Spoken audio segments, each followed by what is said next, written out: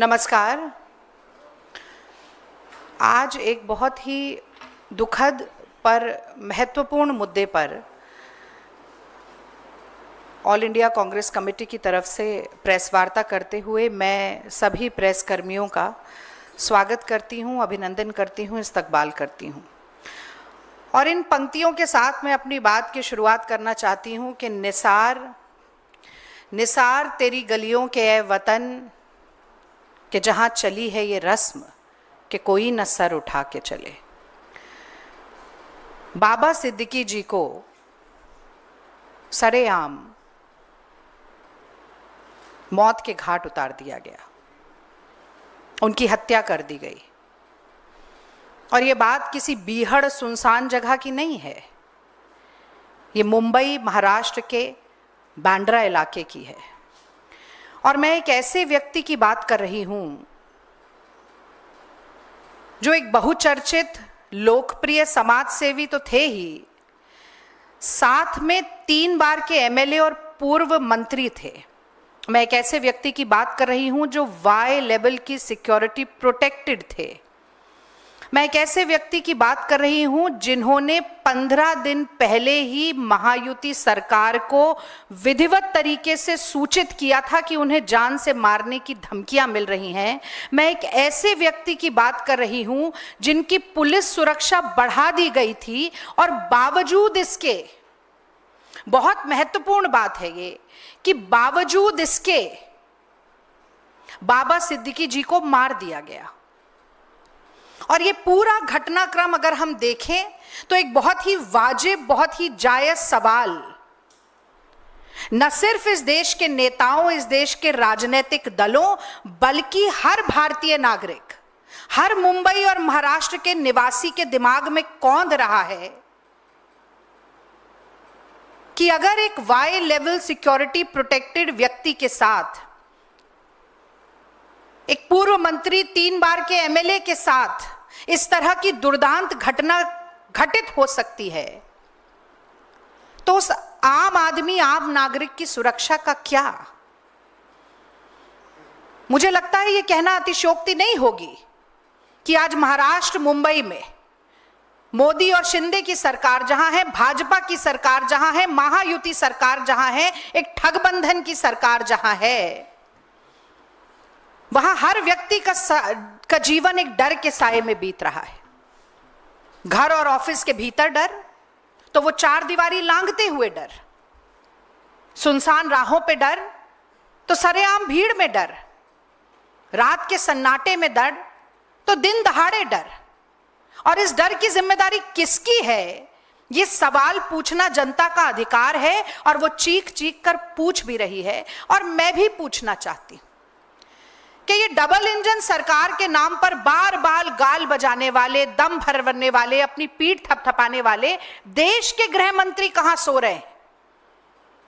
आज उन्हें क्रोनोलॉजी समझ में नहीं आ रही कि एक व्यक्ति कह रहा था कि मुझे जान से मारने की धमकी मिल रही है और उसे मार दिया गया, और आपके मुंह में दही जमा है, आपके होठ से ले एक शब्द नहीं निकल रहा।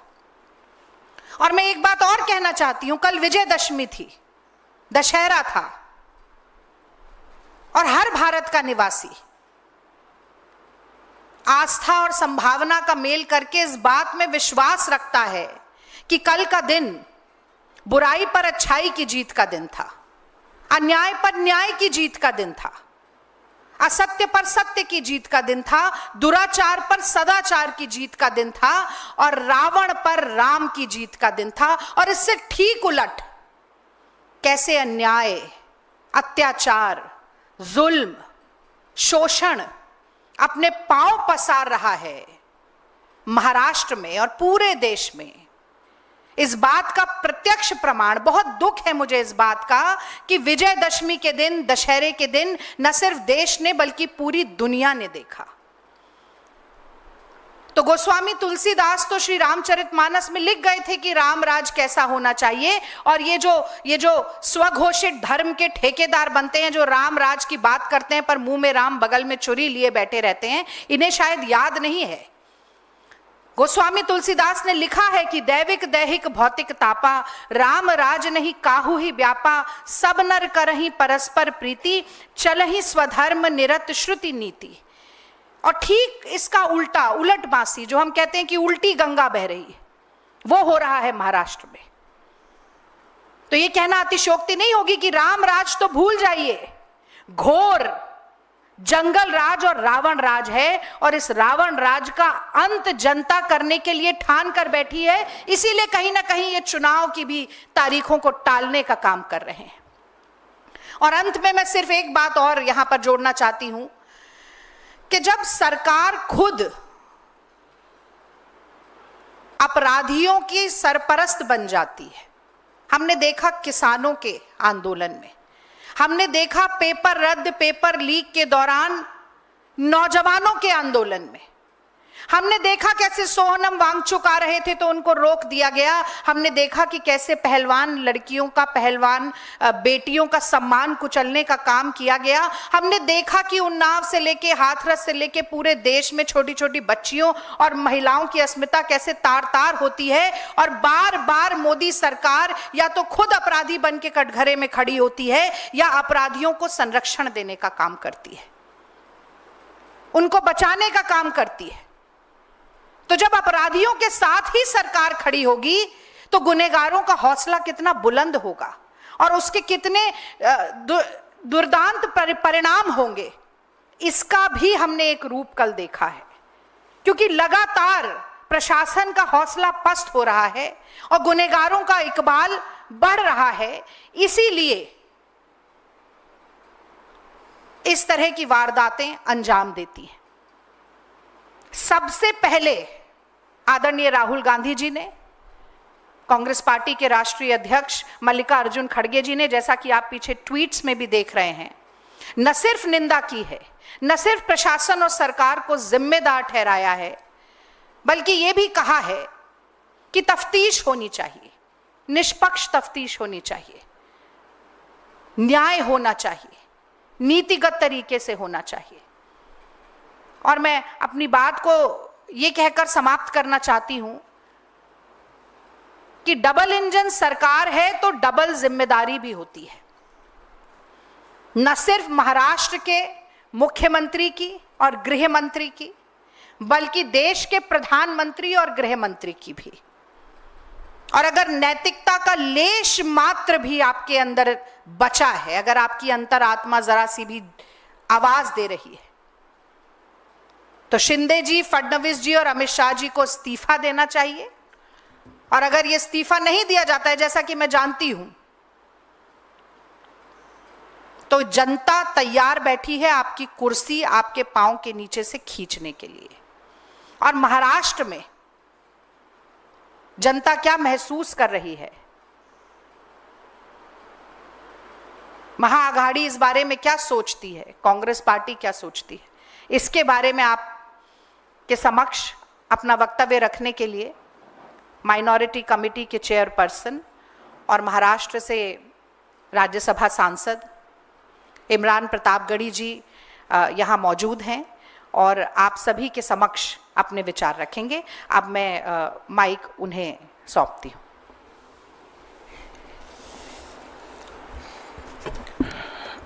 धन्यवाद रागिनी जी। हमारी सहयोगी रागिनी नायक जी ने अभी विस्तार से कल के घटनाक्रम के बारे में बताया। बाबा सिद्दीकी की हत्या बहुत ही दुखद है।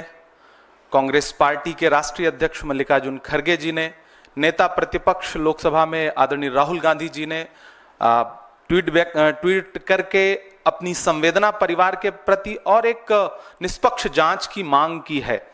मैं महाराष्ट्र से सांसद हूं और कल की घटना से बहुत हैरत में हूं कि मुंबई, जो कि इस देश की आर्थिक राजधानी है, जो राज्य चुनावी मोड में है, जहां इंटेलिजेंस से लेकर के तमाम एजेंसियां सक्रिय हैं, वहां सरकार से जुड़ा हुआ एक हाई प्रोफाइल नेता, जिसे 15 दिन पहले सूत्र बताते हैं मीडिया के कि धमकी मिली, उसके बाद उनकी सुरक्षा बढ़ाई गई, उसे सरेआम दिन दहाड़े गोलियों से भून दिया जाता है, उसकी हत्या हो जाती है। अगर सरकार अपने नेताओं को सुरक्षा दे पाने में असमर्थ है, तो फिर मुंबई और महाराष्ट्र की जनता को कैसे सुरक्षा दे सकती है? सबसे बड़ा सवाल यह है। बाबा सिद्दीकी कोई आम व्यक्ति नहीं थे, 3 बार के विधायक, मंत्री, मौजूदा समय में उनका बेटा विधायक, और सरकार जो डबल इंजन नहीं बल्कि ट्रिपल इंजन है महाराष्ट्र की सरकार में, उसके एक इंजन यानी कि अजीत पवार जी के करीबी नेताओं में से थे। उनकी हत्या हुई सरेआम। यह महाराष्ट्र में कानून व्यवस्था रसातल में जाने का सबसे बड़ा परिणाम है। इसकी जिम्मेदारी सीधे सीधे भाजपा के देवेंद्र फडणवीस जी की है। मुख्यमंत्री जी से ज्यादा गृहमंत्री की जिम्मेदारी है। मैं तो यह कहूंगा गृहमंत्री को आगे बढ़कर के जिम्मेदारी लेनी चाहिए। महाराष्ट्र में कानून व्यवस्था बुरी तरह से विफल है। बदलापुर से बांद्रा तक आप जहां भी देखेंगे महाराष्ट्र में ना तो बच्चियां सुरक्षित हैं, ना बेटियां सुरक्षित हैं, ना व्यवसायी सुरक्षित हैं, ना राजनेता सुरक्षित हैं। महाराष्ट्र पूरी तरह से कानून व्यवस्था के नाम पर कोलैप्स हो चुका है, जिसका जिक्र राहुल गांधी जी ने भी किया है, मल्लिकार्जुन खड़गे जी ने भी किया है। हम कांग्रेस पार्टी की तरफ से एक निष्पक्ष जांच की मांग करते हैं, पारदर्शी जांच की मांग करते हैं, ताकि अलग अलग कहानियों के बजाय जो सच्ची बात है वो निकल करके सामने आ सके और जो इसके दोषी हैं उन्हें सजा मिल सके। बहुत दुखद घटना है। मुंबई और महाराष्ट्र के लोग डरे हुए हैं इस घटना से। लगातार लोग जो फीडबैक दे रहे हैं, जो उनकी सूचनाएं आ रही हैं, फोन कर रहे हैं कि इस घटना ने उन्हें चौंका दिया है। और पुलिस पूरी तरह से, जिस दिन सड़क पर हो, दशहरे का दिन है, त्योहार का दिन है, जिस दिन सुरक्षा व्यवस्था बहुत ज्यादा सड़कों पर होती है, पुलिस के हाथ में पूरी तरह से सुरक्षा व्यवस्था होती है, सजग होती है पुलिस, उस दिन इस तरह की घटना होना, हत्यारे रेकी करते हैं, रेकी करने के बाद हत्या करते हैं, खुलेआम चैलेंज करके हत्या करते हैं। यह सरकार के इकबाल पर गोली चलाई गई है, कानून व्यवस्था के इकबाल पर गोली चलाई गई है और अंततोगत्वा हत्या हो गई। पुलिस रोक पाने में नाकाम रही। तो मुझे लगता है कि महाराष्ट्र के गृहमंत्री को जिम्मेदारी लेनी चाहिए, उन्हें इस्तीफा देना चाहिए। महाराष्ट्र की जनता यह कह रही है और कांग्रेस पार्टी की तरफ से हम यह डिमांड करते हैं कि एक निष्पक्ष कमेटी बनाइए, जांच, जल्द से जल्द जांच रिपोर्ट महाराष्ट्र के सामने, देश के सामने आए, ताकि महाराष्ट्र के लोगों का डर खत्म हो सके। हम इस दुख की घड़ी में जिशान सिद्दीकी जो विधायक हैं महाराष्ट्र असेंबली के, हम उनके प्रति अपनी संवेदना प्रकट करते हैं, बाबा सिद्दीकी के परिवार के प्रति अपनी संवेदना प्रकट करते हैं। एक हाई प्रोफाइल व्यक्ति जो समाजसेवी भी था, जिसे मुंबई पहचानती थी, ऐसे व्यक्ति का मर्डर बहुत ही चिंता का विषय है, बहुत अफसोस का विषय है। हम दुख प्रकट करते हैं। आपके सवाल आमंत्रित हैं अगर सवाल हो तो। जी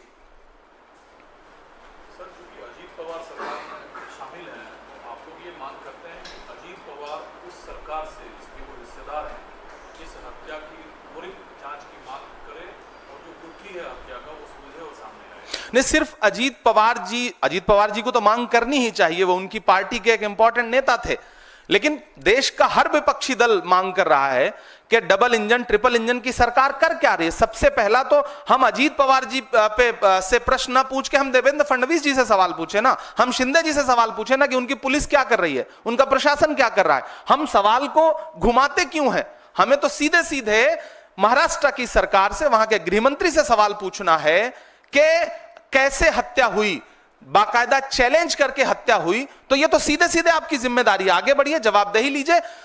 अजीत पवार जी सवाल पूछे ही पूछे, हम सारे लोग सवाल पूछ रहे हैं, मीडिया भी सवाल पूछे कि अगर जंगल राज ये नहीं है तो फिर जंगल राज किसे कहते हैं? दिन दहाड़े हत्या हो रही है, मुंबई जैसे, बांद्रा जैसे पॉश इलाके में हत्या हो रही है, तो फिर जंगल राज तो यही है ना? क्या फिर जंगल राज सिर्फ गैर शासित भाजपा राज्यों के लिए शब्द इजाद किया गया है? असल में तो जंगल राज यही है जो महाराष्ट्र में, मुंबई में कल दिखाई पड़ा।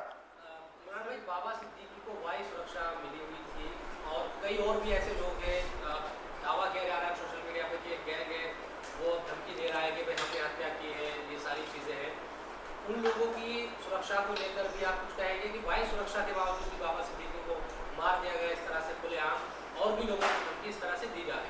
नहीं, सबसे पहले तो मुंबई के आम जनता, मुंबई कर जो है उनकी सुरक्षा की चिंता है इस घटना के बाद, कि जब इतना हाई प्रोफाइल नेता चैलेंज करके मार दिया जाता है तो आम आदमी का वहां पे क्या हश्र होगा, आम मुंबई कर क्या सोच रहा होगा, उसकी सुरक्षा कैसे करेगी महाराष्ट्र की सरकार। पुणे गैंगरेप हो, बदलापुर की घटना हो, या फिर थाने के अंदर घुस करके गोलीबारी करना हो, या फिर लाइव फेसबुक पर गोली मारना हो, महाराष्ट्र में ये घटनाएं हुई है पिछले कुछ महीने में। तो आम जो जनता है, मुंबई कर है, जो महाराष्ट्र के आम लोग हैं, उनकी सुरक्षा सबसे बड़ा चिंता का विषय है। दूसरी महत्वपूर्ण बात यह कि सोशल मीडिया पे कौन क्या जिम्मेदारी ले रहा है। मुझे तो लगता है कि गृहमंत्री को जिम्मेदारी लेनी चाहिए, उन्हें आगे आकर के इस हत्या पर खुद अपने कदम पीछे ला करके कहना चाहिए कि जवाबदेही मेरी बनती है, मैं इस्तीफे की पेशकश करता हूं, क्योंकि मैं महाराष्ट्र के लोगों को सुरक्षा देने में असफल रहा हूं। सच्चाई तो यह है। बाकी उसकी भी पुष्टि करना, जो सोशल मीडिया पे पोस्ट तैर रही है, उसकी पुष्टि करने का काम भी तो महाराष्ट्र प्रशासन का ही है, मुंबई प्रशासन का है। प्रशासन क्या कर रहा है, सबसे बड़ा सवाल यह है।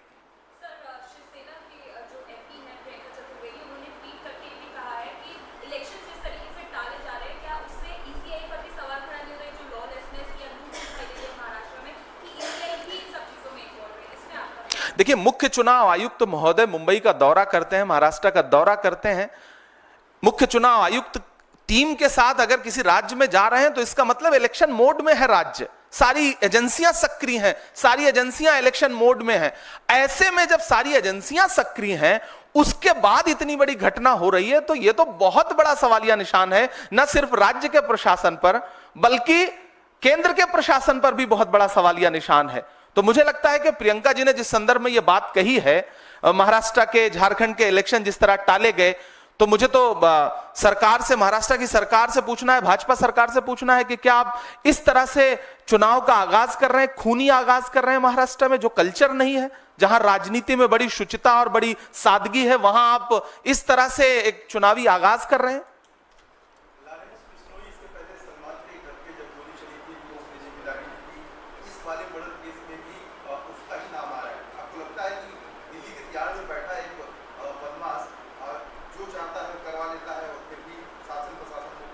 मुझे लगता है कि देश के गृह मंत्री से यह सवाल पूछा जाना चाहिए, अमित शाह जी से यह सवाल पूछा जाना चाहिए, महाराष्ट्र के गृह मंत्री से यह सवाल पूछा जाना चाहिए कि अगर कोई इस तरह से आगे आके जिम्मेदारी लेना है जिसकी सत्यता अभी तक सामने नहीं आई है। घरों की राख फिर देखेंगे, पहले देखना यह है घरों को फूंक देने का इशारा कौन करता है। तो इसके पीछे असली कहानी क्या है, वो देश के सामने तब आए जब जांच एजेंसियां एक कमेटी बना करके निष्पक्ष जांच रिपोर्ट देश के सामने रखें, तब मुझे लगता है कि ज्यादा बेहतर जांच और पारदर्शिता सामने आ सकेगी। अभी तो सबसे बड़ा सवाल, अगर कोई जिम्मेदारी ले रहा है तो सबसे बड़ा सवाल देश के गृह मंत्री का है कि किसी बाहर बैठ के, किसी दूसरे राज्य की जेल में बैठ के कोई इतनी बड़ी घटना अंजाम दे रहा है, तो गृह मंत्री से सवाल है। दोनों गृह मंत्रियों की जवाबदेही है। Thank you.